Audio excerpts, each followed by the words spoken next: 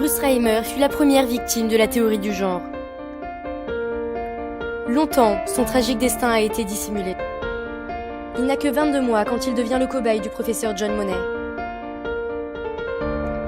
Cette terrible expérience sert aujourd'hui encore de caution scientifique à la théorie du genre. Voilà comment tout cela a commencé.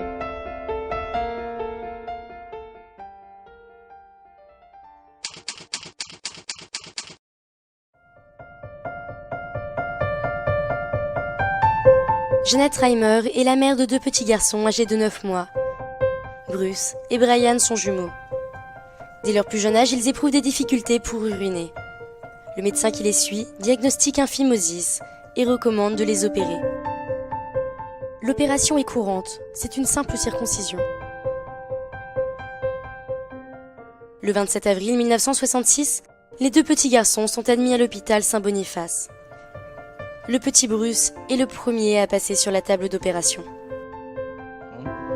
And then the doctor said there has been a slight accident. The penis has been burnt off from circumcision. Malheureusement, suite à un dysfonctionnement de la machine à cautériser, le chirurgien brûle irrémédiablement le pénis de l'enfant. And I could not comprehend what he was talking about because, you see, I thought they were going to use a knife. I didn't know there was electricity involved. I said, "Oh my God, what are we going to do now?"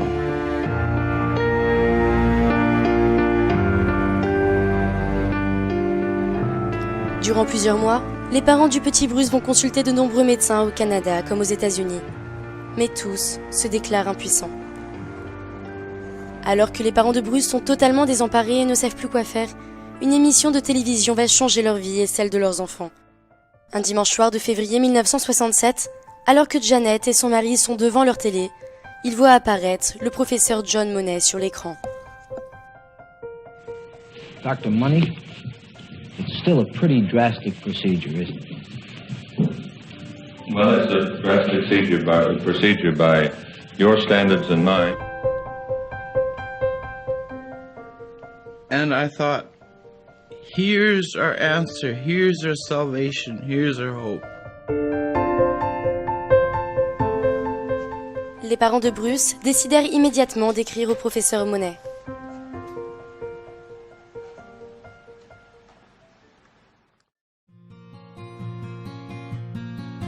Le professeur Money est né en 1921 en Nouvelle-Zélande. Il a été élevé dans un milieu exclusivement féminin, où les diatribes anti-hommes étaient si fréquentes qu'il avait fini par se demander « Le monde ne serait-il pas un meilleur endroit pour les femmes, si non seulement les animaux des fermes, mais aussi les humains mâles étaient castrés à la naissance ?» John Money est très tôt fasciné par les hermaphrodites, à tel point qu'il va consacrer sa thèse sur ce sujet-là, et il va essayer d'étudier les conséquences psychologiques sur ces enfants qui sont ni totalement des garçons, ni totalement des filles. En 1952, il va rejoindre l'hôpital Johns Hopkins aux États-Unis, où une équipe travaille déjà sur les enfants intersexes. Et très rapidement, John Money va s'imposer dans cette équipe. Ces travaux l'amènent à penser que ce qui détermine l'identité de genre d'un enfant ne sont pas des facteurs biologiques, mais la manière dont il est éduqué. Ainsi, il prétend que les enfants se sentent garçons ou filles parce qu'ils portent une robe ou un pantalon, parce qu'on les habille en rose ou en bleu, parce qu'ils portent un prénom féminin ou masculin, parce qu'on les fait jouer avec une poupée ou un pistolet. Cette théorie va rapidement prospérer et faire connaître Money et l'équipe de l'hôpital Johns Hopkins. Pourtant, dès 1959, des recherches conduites vont démontrer le rôle majeur que jouent les hormones dans la différenciation des sexes. Milton Diamond va publier dès 1960 une série d'articles basés sur ces découvertes contestant les conclusions de John Money. Alors que sa théorie commence à être sérieusement remise en cause, John Money reçoit une lettre qui peut tout changer. C'est la lettre de Madame Reimer. Money comprend immédiatement que le cas de Bruce et de son frère Brian constitue l'opportunité de prouver ses théories. Arrivé à élever 2 jumeaux selon des genres opposés, voilà la preuve qui lui manquait.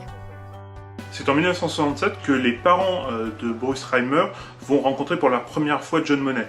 Leur enfant a déjà 22 mois et John Monet, qui est convaincu que les enfants sont neutres sexuellement jusqu'à 2 ans, va essayer par tous les moyens de les obliger à prendre une décision très rapide et à faire opérer leur enfant dans les 2 mois. Et donc il va leur mettre une très grosse pression. Et sous cette pression, les parents décident effectivement d'accepter cette proposition et très rapidement, ils vont faire opérer leur enfant. Le 3 juillet 1967, John Monet opère une castration de Bruce Reimer qui devient la petite Brenda Reimer. Et il met là encore une vraie pression sur ses parents pour qu'ils gardent le secret. L'objectif pour lui, c'est l'expérience ne peut fonctionner que si personne n'est au courant que Brenda Reimer était un petit garçon.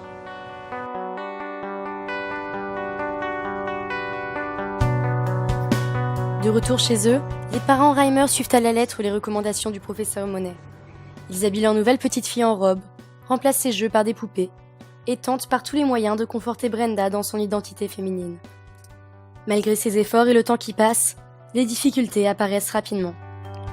Son frère, Brian, se rappelle. Ma sœur marchait comme un mec et ne s'intéressait qu'à des sujets et des jeux de garçons. Les parents de Brenda avaient également remarqué le malaise de leur enfant. I lied to myself. I pretended it was going to work. But when he was 2 years old and I put him in a dress, he tried to rip it off. Then I thought, oh my God, he doesn't want to be a girl. It was just so obvious to everyone, not just to me, that she was masculine. Mais suivant les instructions du professeur Monet, il n'avait pas le droit d'émettre des doutes. Il devait continuer l'expérience.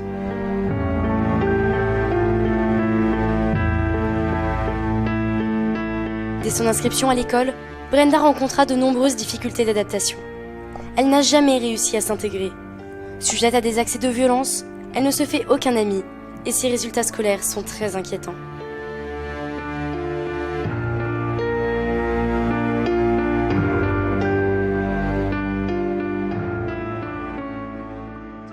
Les difficultés scolaires de Brenda Reimer vont amener ses parents à écrire au professeur Monet pour lui dire que ça ne fonctionne pas très bien. Il va tout faire pour minimiser ces difficultés. Il va même aller jusqu'à écrire à l'école de Brenda pour expliquer aux enseignants que les difficultés de Brenda Reimer sont passagères et qu'elles sont liées à une simple hospitalisation précoce. Il espérait ainsi mettre un terme aux inquiétudes avant la publication de son nouveau livre. Le 28 décembre 1972, lors d'un colloque à Washington, John Monet présenta son ouvrage Man and Woman, Boy and Girl, dans lequel un chapitre était consacré aux jumeaux Reimer. Dans ce chapitre, Monet a gommé toutes les difficultés rencontrées par Brenda, ainsi que les doutes de sa famille et de ses professeurs. Son objectif, présenter cette expérience comme un grand succès.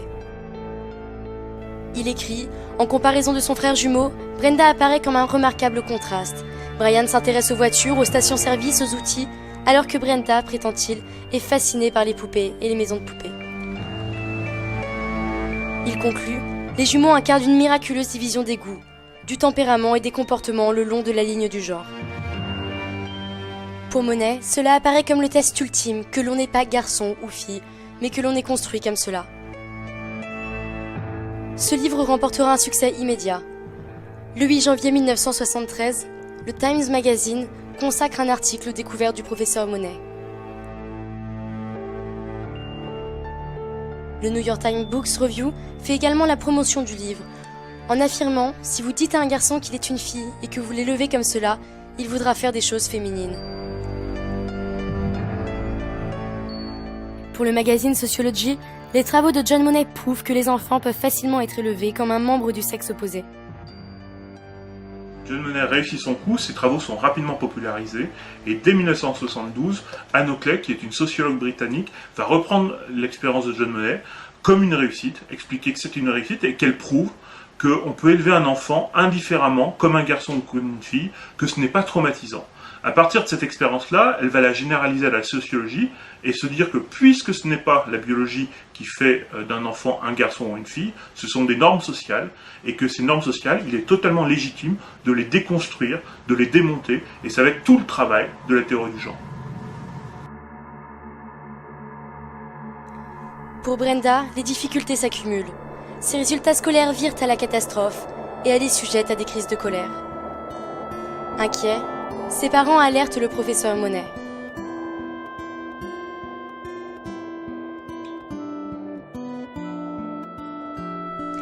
Afin de forcer Brenda à accepter qu'elle est différente de son frère et qu'elle est une fille, il va, lors d'une séance de thérapie, forcer les deux jumeaux à se déshabiller et à mimer des actes sexuels.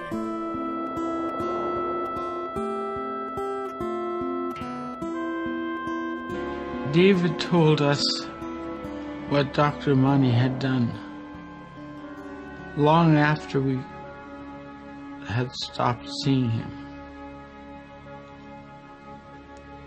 And we were horrified. We thought, how could this happen to children? Cela ne fait qu'aggraver la situation. Brenda est de plus en plus mal dans sa peau. Elle menace ses parents de se suicider s'ils l'obligent à revoir le professeur Monet et à poursuivre son traitement. Elle n'a alors que 14 ans.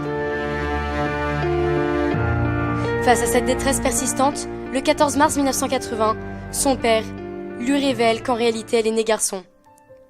Aussitôt, Brenda décide de mettre fin à son traitement. Elle demande aussi à changer de prénom. Désormais, elle s'appellera David. I said, okay, are you sure? Because there's no going back after. And he said, yes, he said, yes, I'm sure that is what I want to do. L'expérience de Monet vient de tourner au fiasco. Le 2 juillet 1981, à 16 ans, David Reimer reprend le chemin de l'hôpital. Les chirurgiens vont lui reconstruire un pénis très rudimentaire. 5 ans plus tard, en 1986, les médecins pratiquent sur lui une phalloplastie complète, lui permettant de retrouver en partie l'usage de son sexe. Pendant ce temps, John Monet va tout faire pour éviter que l'échec de son expérience soit révélé. En 1979, une équipe de la BBC va s'intéresser au cas des jumeaux Reimer. Le professeur Monet va se montrer très coopératif, jusqu'au moment où il apprend que les journalistes sont allés interroger les médecins et le psychanalyste qui suit Brenda et Bruce. De peur que son secret soit éventé, il mit fin à l'entretien et appela immédiatement les parents Reimer pour leur interdire de parler aux journalistes. En 1987, Monet reçoit un prix pour ses travaux. Lorsqu'il reçoit sa récompense, dans son discours de remerciement, le professeur Monet va continuer à prétendre que son expérience est un formidable succès. En France, la majorité des manuels qui sont utilisés par les étudiants en études de genre continuent à prétendre que l'expérience de Monet est un succès. Ce livre d'Elsa Dorlin, qui est très largement utilisé par les étudiants français, fait ainsi totalement l'impasse sur le tragique accident de David Reimer et va continuer à dire que l'expérience de John Monet est à la base de la théorie du genre. Et pourtant, en 1994, le professeur Milton Diamond, après avoir rencontré David Reimer, publie un article pour faire connaître la vérité. So anyway, with that as a background, the child was supposed to grow up to be a healthy woman, heterosexual, and happy. Unfortunately, that's not what actually happened. When he got to be 14, being raised as a girl, being given estrogens, having been castrated, all of these efforts made to make him into a girl, he said if he couldn't live like a male, he would commit suicide. And that's when they finally told him the story, and he converted immediately to live as a male. Désormais, David est prêt à témoigner. He didn't want any more children to suffer the way he had. Il se confiera notamment à John Colin-Pateau, qui tirera de leur entretien un livre témoignage. Malheureusement, le traumatisme de cette expérience est insurmontable pour la famille Reimer. Le 5 mai 2004, David se donne la mort. I knew why the police were coming to the door, and I started screaming, "No, no, no!" My husband came. They told us to sit down. They said they had some bad news. And I knew David was dead.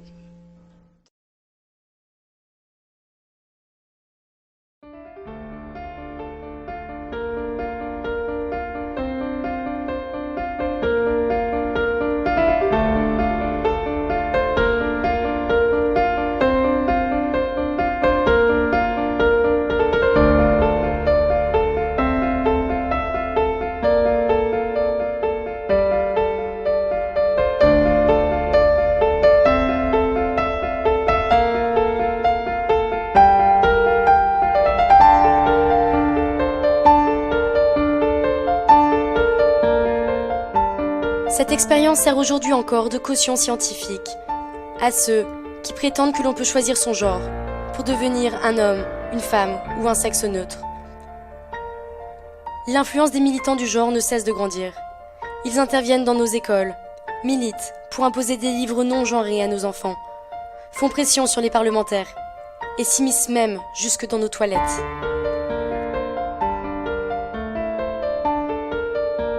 Tout cela au nom d'une théorie qui a brisé la vie de David Reimer et de sa famille.